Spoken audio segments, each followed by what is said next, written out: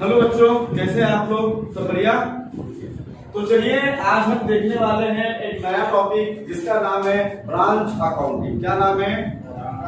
Branch accounting. बराबर है कि नहीं? तो देखिए, ब्रांच अकाउंटिंग के पहले हमने जो टॉपिक पढ़ा था उसका नाम था कंसाइनमेंट। क्या नाम था? कंसाइनमेंट। ठीक है। जब भी कोई व्यक्ति अपने बिजनेस को एक्सपांड करता है, क्या करता है?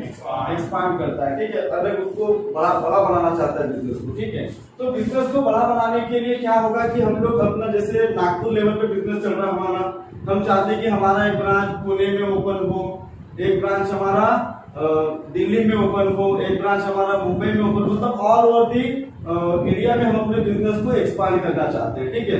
तो बिजनेस को एक्सपांड करने का तरीका मैंने बताया था कि आप डायरेक्ट उस एरिया में क्या करिए, एक ब्रांच ओपन करिए। ठीक है।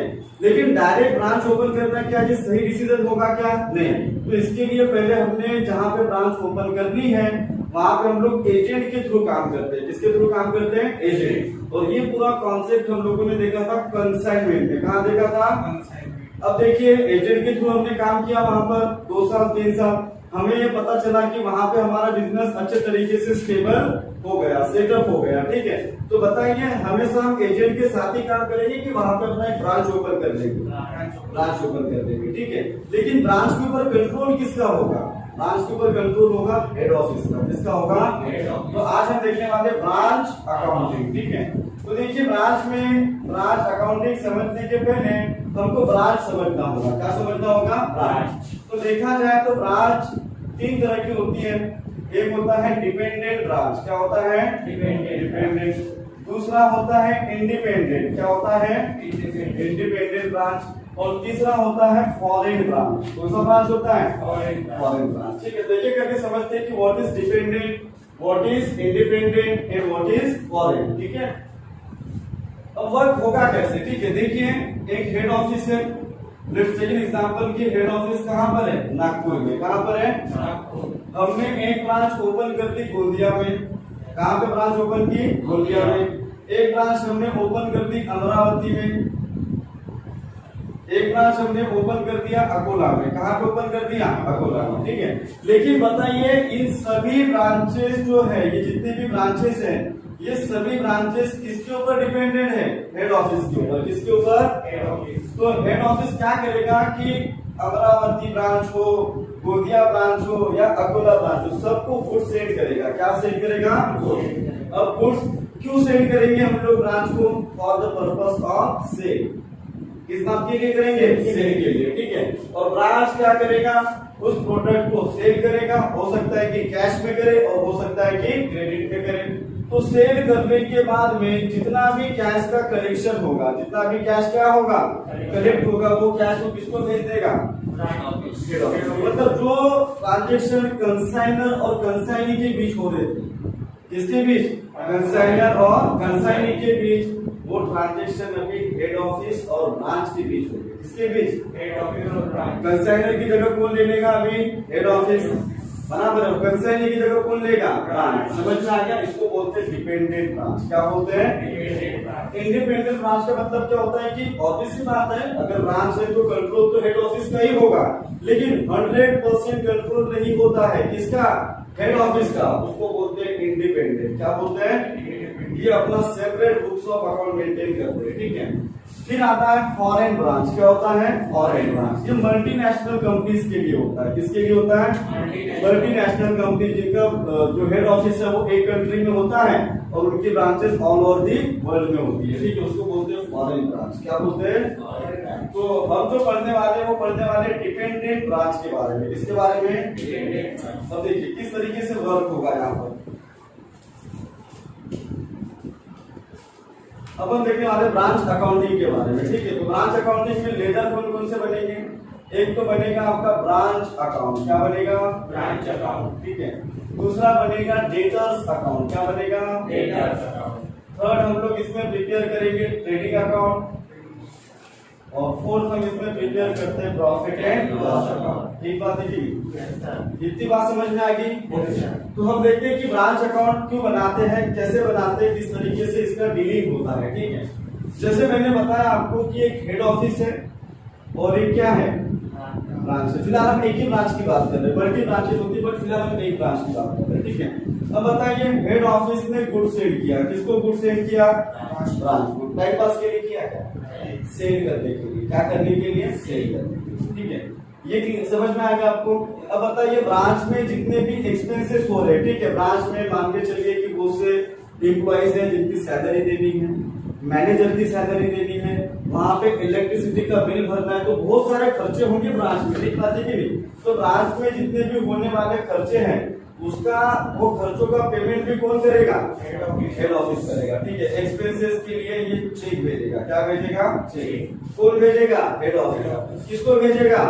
ब्रांच को, ठीक है। ब्रांच क्या करेगा? वो प्रोडक्ट जो मिले थे उसको वो सेल करेगा। क्या करेगा? सेल। हो सकता है कि सेल टाइम में वो कैश में या फिर क्रेडिट में। सेल करने के बाद में जितना भी अमाउंट होगा, बता रहा कि नहीं, जितना भी कैश इन्होंने कलेक्ट किया ये वापस भेज देंगे किसको? हेड ऑफिस को। ये तो ये सब हम लोग देखने वाले, समझ में आया कि नहीं आया? ठीक है। तो सबसे पहले देखते हैं हम लोग टाइप नंबर 1 ब्रांच अकाउंट का एकदम simple problem. When branch sold goods only on cash basis, ठीक है।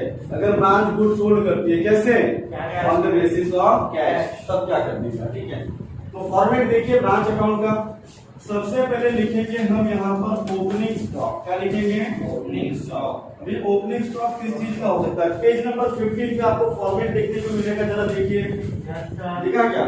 Opening stock. तो देखिए ओपनिंग स्टॉक में क्या रहेगा? सबसे पहले रहेगा यहाँ पे ब्रांच का। किसका रहेगा? मतलब ये स्टॉक है। क्या है ये? स्टॉक है ना, गुड्स का। जो भी आप गुड्स खरीद रहे बेच रहे हैं उसका, है ना, या फिर हम इसको स्टॉक भी कहते हैं। क्या कहते हैं? स्टॉक। एक होगा डेटर्स का। किसका होगा? डेटर्स का। पर डेटर्स का कब होगा?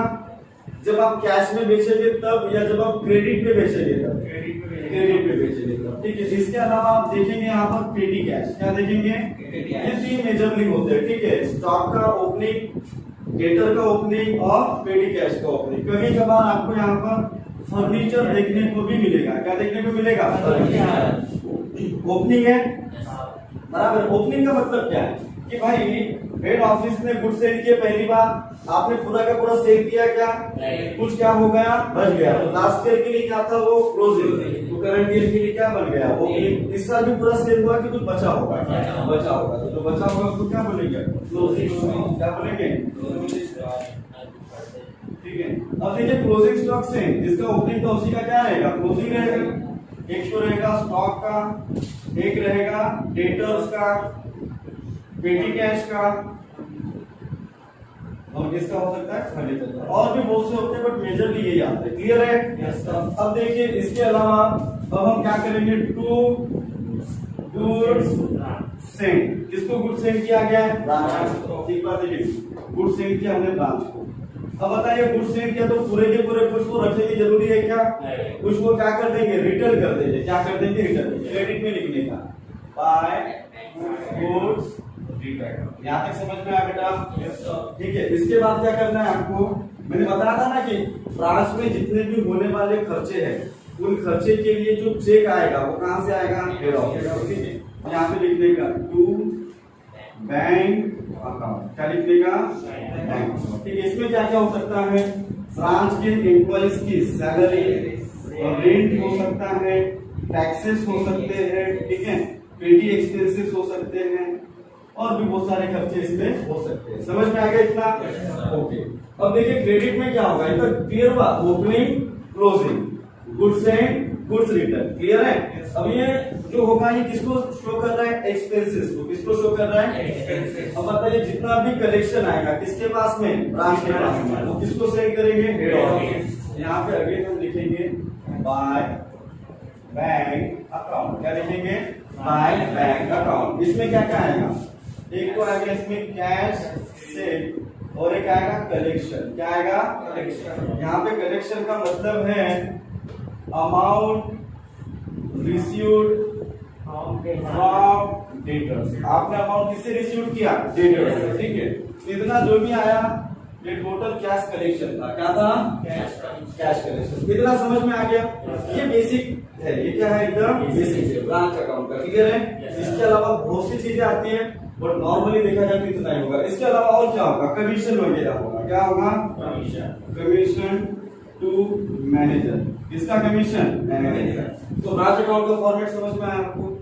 टाइप नंबर 1 के लिए इतना काफी है, क्योंकि टाइप नंबर 1 में क्या होने वाला है कि जितने भी गुड्स हम सोल्ड करने वाले हैं वो ओनली ऑन कैश बेसिस। किसके ऊपर? कैश बेसिस पे। ठीक है, तो कैश बेसिस पे अगर करेंगे तो ऑब्वियस सी बात है हमको डेटर अकाउंट बनाने की जरूरत है क्या? फिलहाल ट्रेडिंग अकाउंट बनाएंगे क्या? नहीं। प्रॉफिट एंड लॉस नहीं बनाएंगे।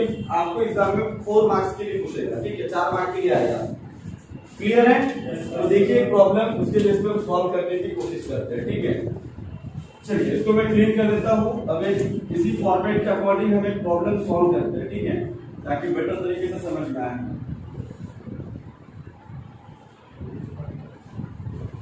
देखिए जरा प्रॉब्लम, हाँ, प्रॉब्लम नंबर 1, ठीक है, पेज नंबर 13।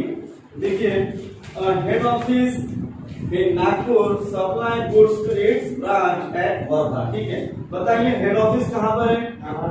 नागपुर में। ठीक है, इसका ब्रांच कहाँ पर है? वर्धा। ठीक है, the branch sold goods only in cash. जो ब्रांच गुड्स सोल्ड करती है वो कैसे करती है? कैश से। ठीक है, and remit the proceed of cash to the head office promptly. ठीक है, जितना भी कैश का कलेक्शन आएगा किसके पास?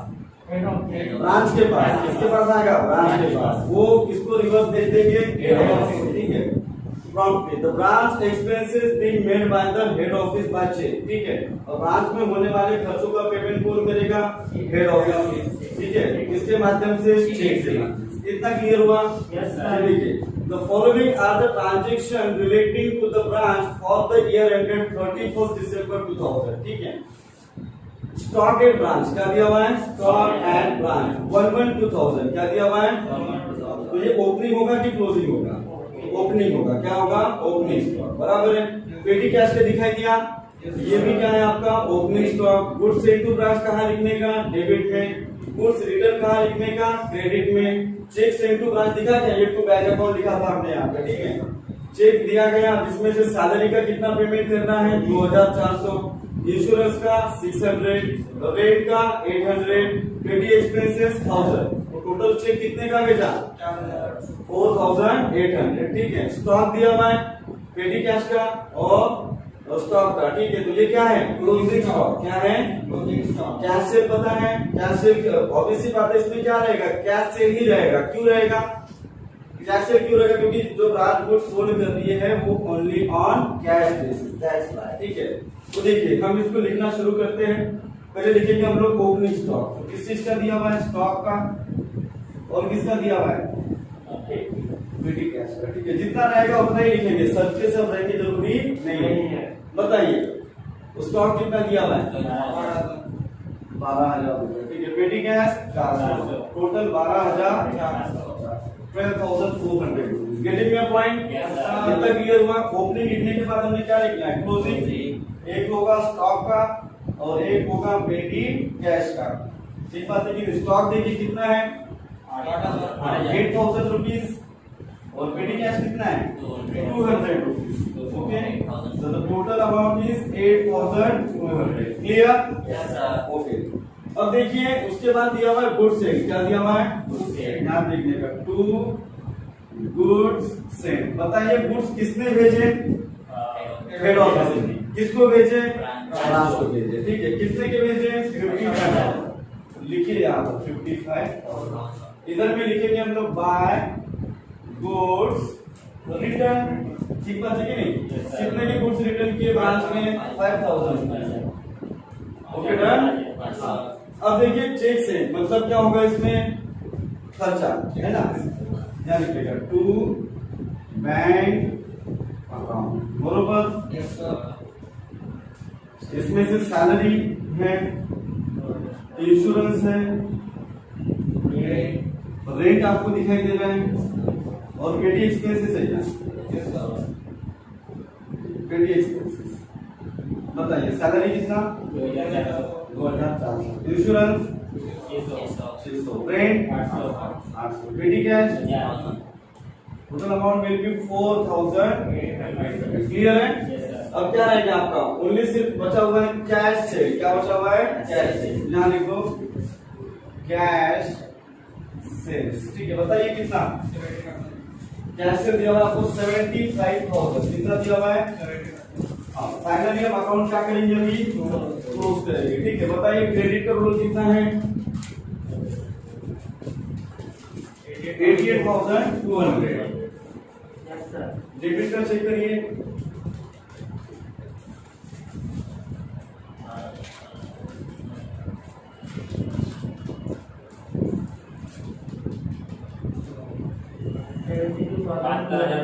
माइनस करके बताइए प्रॉफिट।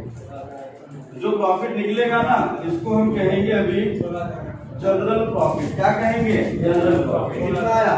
16,000। Okay done. ये था आपका टाइप नंबर 1।